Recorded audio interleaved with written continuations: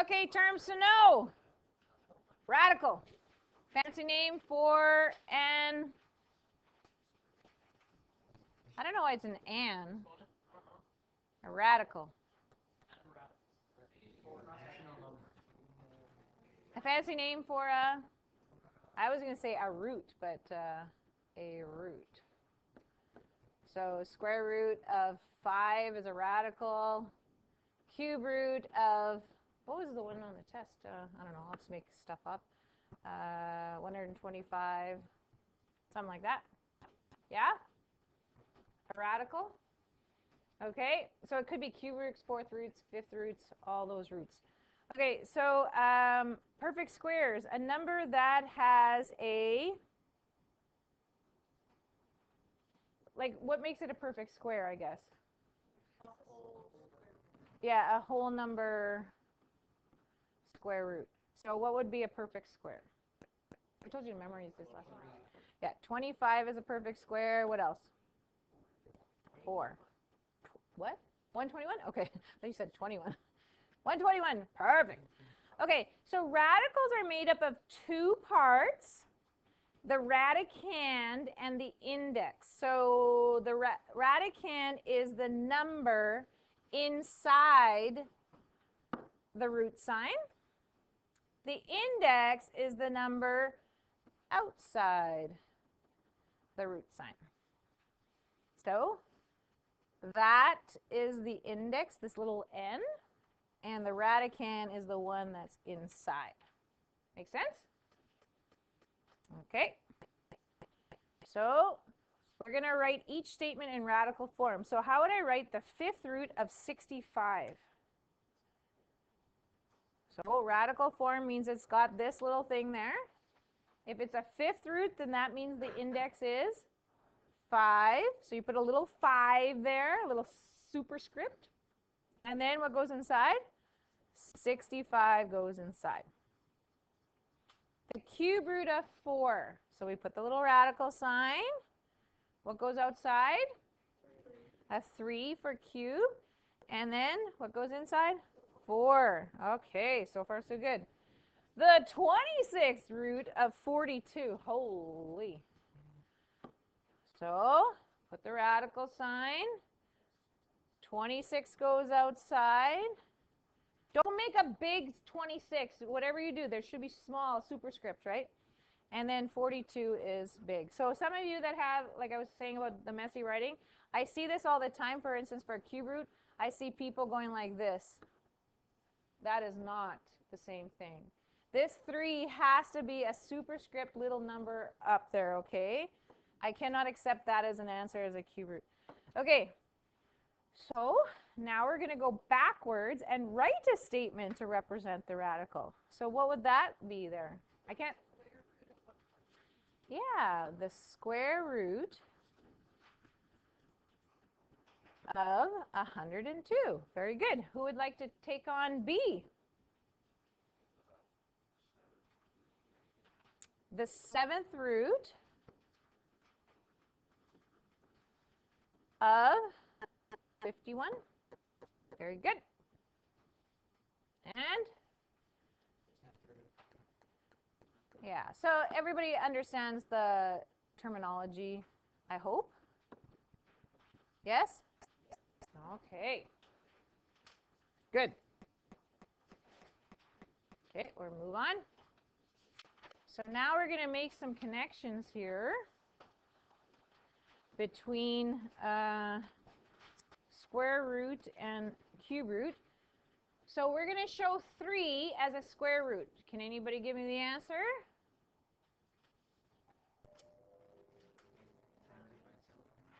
So what would I put here? So you would write the square root of 9, right? That's what I mean. That represents 3. Yes? What would I put for the cube root? Yeah, the cube root would be 27. And the 4th root? 81. Yeah, 81. Okay, how about 4? 16. What about the cube root? Yeah, 64. And the fourth root.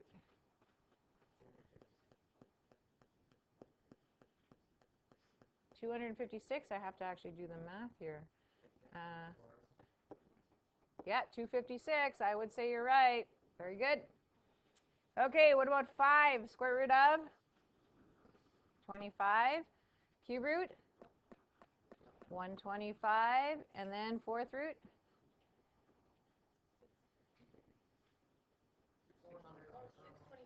625. Is that right? Okay. So in order to do this, you need to know your square roots and cube roots and all this stuff. So we need to know the perfect cubes. So where the white spaces are is what you should memorize. So of course 1 squared, that's easy, right?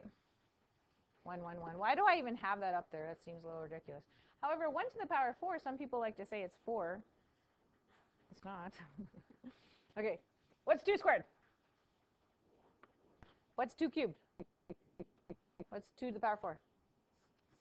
16. 3 squared? 9. 3 cubed?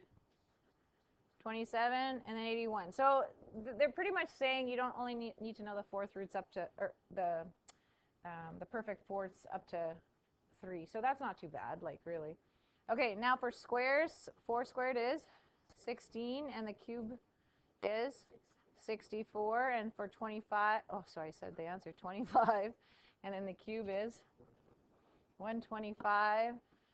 And then for the 6, 36, 49. And honestly, I don't even think this is enough. You should go all the way up to 20, to be honest. No? You never had to do that in, say, grade 8 or grade 9, memorize your perfect squares? I think you did, yeah. Oh, yeah. Okay, and then what's 10 cubed? 1,000, so 1 with 3 zeros, and then 10 to the power 4, 10,000, a 1 with 4 zeros, right? Okay, so now we're going to estimate. You've done this in grade 9 with square roots. Now we're expanding it to cube roots, so and fourth roots. So do you remember how you did this in grade 9? You need to figure out, again, this is non-calculator unit. You need to figure out where root 40 is between. So you look at this list, and where would 40 be in square roots? It would be between the square root of 36 and the square root of 49. And what is it closer to, 36 or 49? 36. So you know, and this is equal to 6, by the way, and this is equal to 7. So if it's closer to 6, then it has to be between 6 and 6.5, right? So where is it leaning towards? About the middle, so what would that be? 6.4? 6.3? Okay, so let's take our calculator now and check. Anybody have a calculator? What's the square root of 40? It's not in calculator, but we're just going to check to see if our guess is right. 6.3? Okay, very good. Okay, so now we're going to go to square root of 30. What's square root of 30 between? 25 and 36. So square root of 25, which is 5, and the square root of 36, which is 6. And which one is it closer to? It's closer to 5, but it's very close to the middle of it, right? So then, yeah, it would be, say, 5.4. Okay, let's check on a calculator. What's the square root of 30? What is it?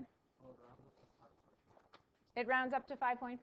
So you get a little bit of leeway because this is an estimation. So as long as you're in a close round between one decimal places, it should be good. I'm sorry? Okay, let's go 8. Where's 8 between? 8 is 4 and 9. So that means it has to be between 2 and 3. And which one is it closer to? 3 is very close to 3. So what is a good guess? 2.9.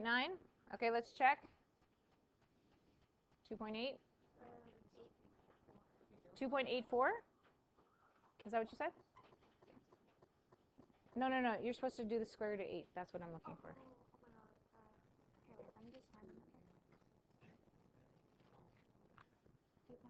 Yeah, 2.8. So that's good. Okay. Well, you can say 2.8.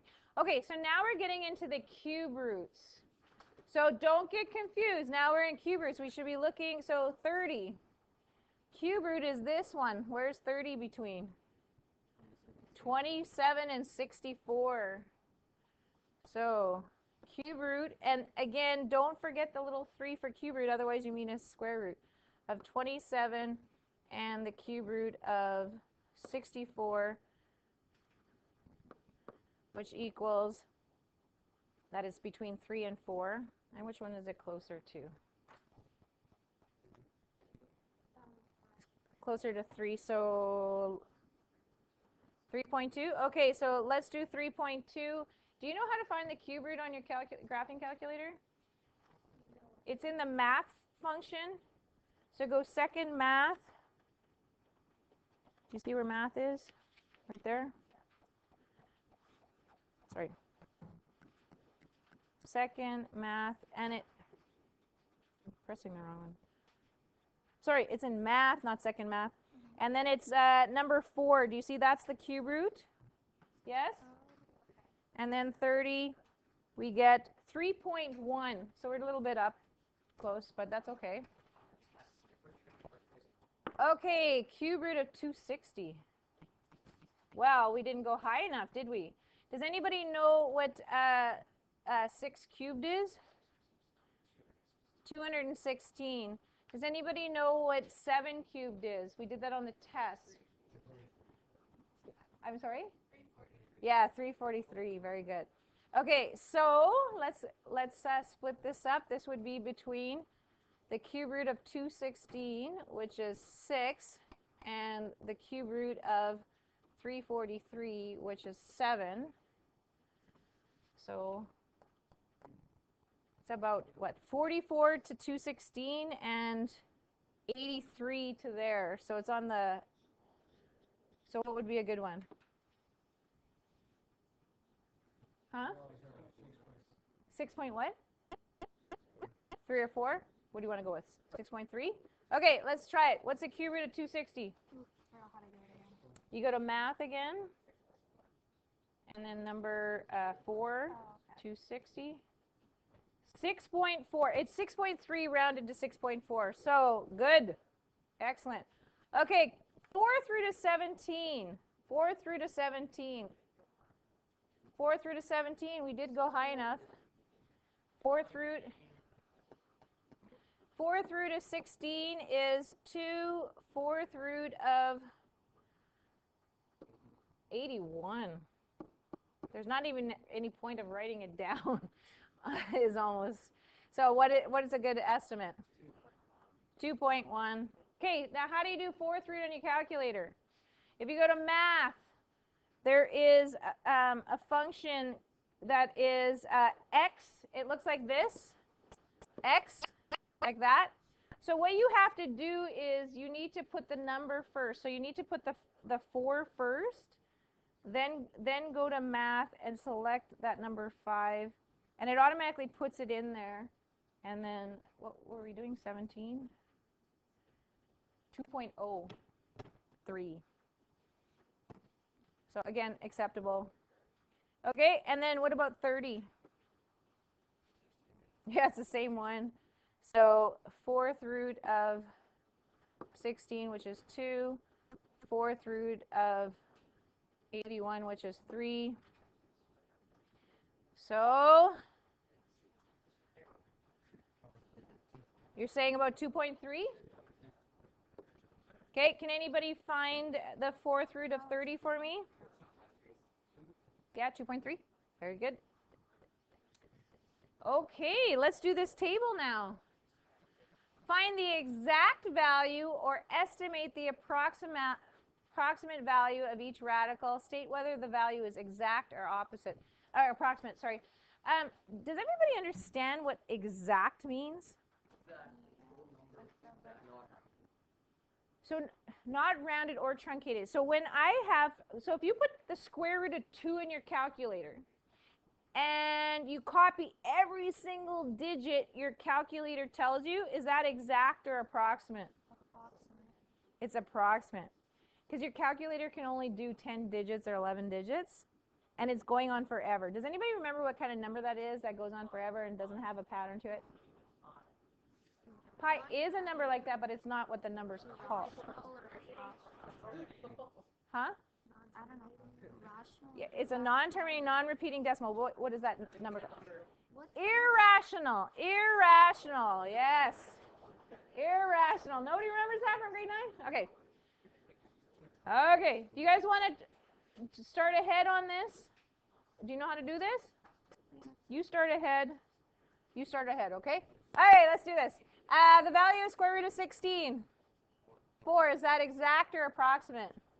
I'll put E for exact so I don't have to write it out, okay? That'll save time. Square root of 27. Yeah, so this is in between, say, the square root of 25 and the square root of, say, 36. So you're saying approximately 5.2? That's what you're saying? So that, would that be exact or approximate? Approximate. And usually, well, I don't say usually. The way you indicate whether it's rounded, truncated, approximate is by doing the two wavy lines. It looks like an equal sign, but it's like wavy. And when it's exact, it's an exact equal sign like that. That's how you indicate that essentially. Okay, how about this one? What do we get for this one? Do you remember this? 9. Yeah, 4/9. So is that exact or approximate? Exact. How about this one?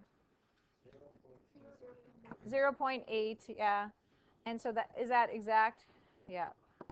Cube root of 16. Okay, so this is in between what and what? The cube root of? Yeah, 8 and 27. So 2 and 3. So what did you say it was approximately? Well, 16 is about 8 away from there, and 16 is about, well, it is 11. So it's a little bit less than the halfway mark, right? Say 2.4, I would say. And is that exact or approximate? Approximate. Okay, and cube root of 27? 3, that's exact. So this is pretty fast, no? Cube root of 16/81. I'm sorry? Okay, so the cube root of 16 we can't do. Can we do the cube root of 81? No. So, I'm sorry? So, do you remember how we used to do this in grade 9? Yeah? Yeah. Do you remember how to do this in grade 9 with fractions? Well, kind of. But what's the nearest perfect cube on top here?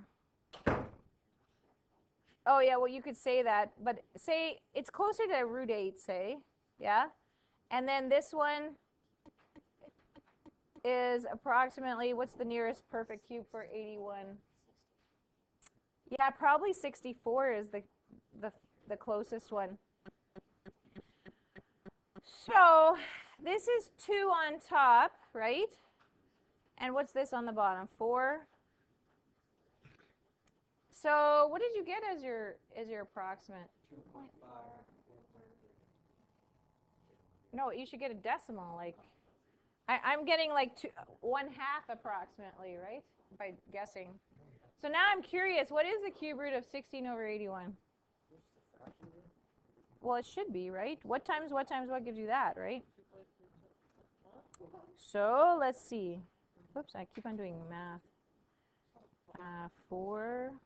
What was it? 16 divided by 81? Yeah. Yeah, 0.58. So my approximate was, like, this is over this, right? 2/4, that's approximately 0.5. That's a good approximate. Let's do this one. Cube root of 0.64. So I see some people have it as 0.4. Are they correct? No, because what's 0.4 times 0.4 times 0.4? 0.064. Yes. So do you remember how to do this from grade 9? We put no, so you make this into a fraction. So this would be the cube root of 64 over the cube root, so this is really the cube root of 100, but that's not a perfect one. What's the closest cube root to 100? 125? 125? Yeah, that's probably closest. So this is like 4 over, approximately 4 over 5, which is approximately 0.8. It's probably going to be about 0.7 because this is smaller. Okay, let's see what the cube root of 0.64 is. Cube root of 0.64. 0.86. 0.86. So 0.8 was actually a better one. Okay, any questions how I got that? I changed 0.64 into a fraction. So 0.64 is 64 over 100, right? So then I wrote it as separate cubes. So cube root of 64 over cube root of 100. I didn't write the next step because cube root of 100 is not a perfect cube. So somebody said the next perfect cube is 5, like a 125. So that's how I got the 5. And then 4, and 4/5 is 0.8. So this is, of course, is approximate again. Okay, how about this one? Same thing. So approximately negative 0.8, say. Again, that's approximate. Okay, and did anybody have a problem with the negative being inside the radical?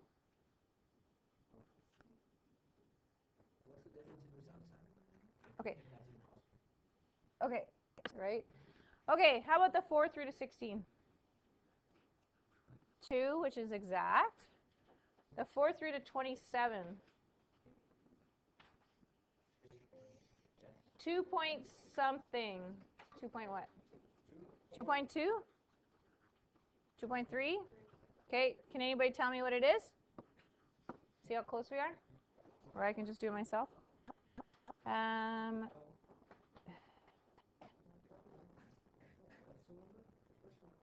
27. 2.27, so we're pretty close. 2.27, 2.3, yeah. Okay, how about this one? The 4th root is 16 over 81. Yeah, 2 over 3. Is that exact or approximate? And the 4th root of 0.64.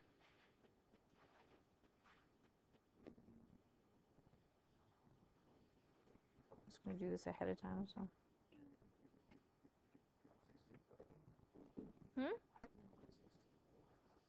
Okay, so let's try to do this now. So again, we're going to try to make it into a fraction. That's the easiest way to do this, right?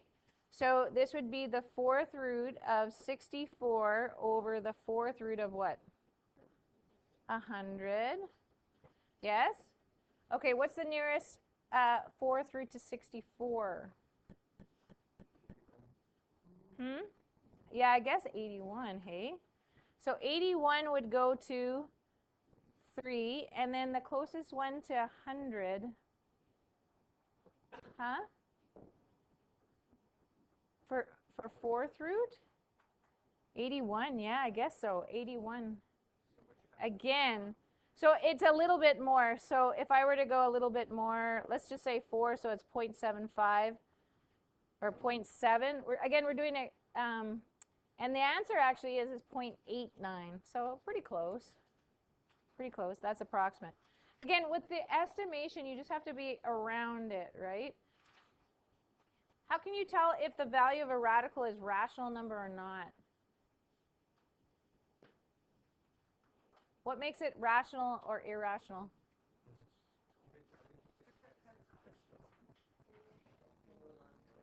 Yeah, so the rational number is the exact value, right?